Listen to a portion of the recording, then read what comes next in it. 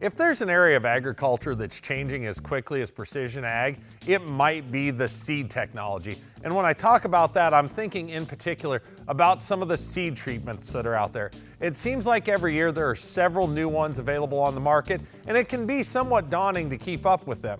And I think for this year, the spring of 2019, with some of the weather conditions that we've had, it's particularly important to be up to date on what these seed treatments do and don't do, and why we might want to think about an investment in them. I'm Keith Byerly, Precision Ag Manager at Central Valley Ag, and this is our agronomy focus video that corresponds with my article on the CVA website.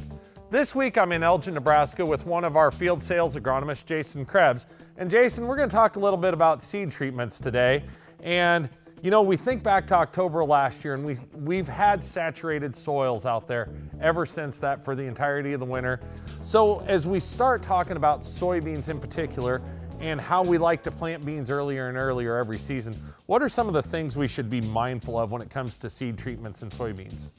Well, you know, you look at it, over the years, we found that the more sunlight, the more days of sunlight we can give that soybean plant, the more that we can increase the yield potential. So we're stretching that planting window further, wider and wider every year, trying to plant those beans as early as we can. One thing that we can't do there is change the biology of the soybean plant. The soybean plant, that seed typically likes to germ, in warmer soils, 60 degrees and above.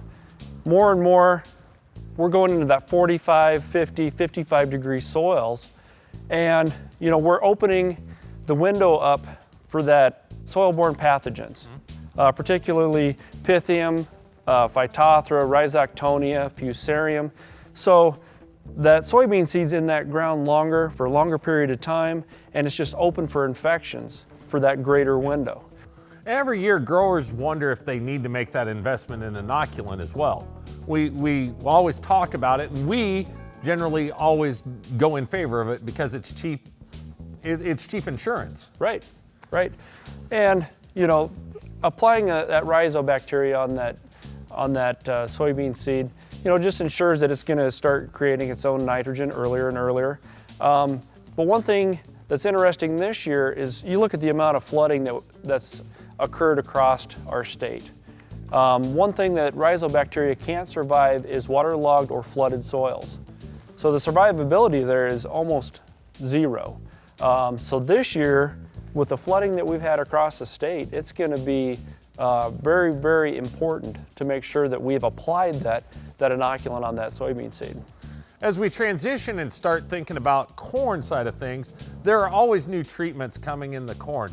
I know one of the things this year that we've been talking about is some of the nematode protection that's in that corn seed treatment package.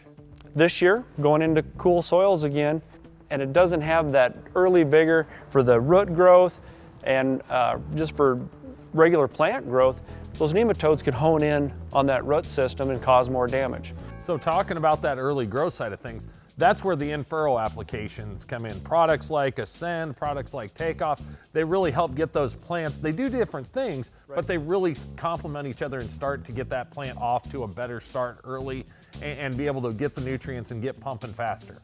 Take Ascend, it's got 3 attributes to it.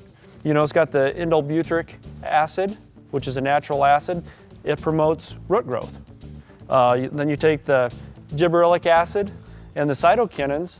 Those are natural attributes also that promote the plant growth, leaf growth. So those 3 together just increase that vigor.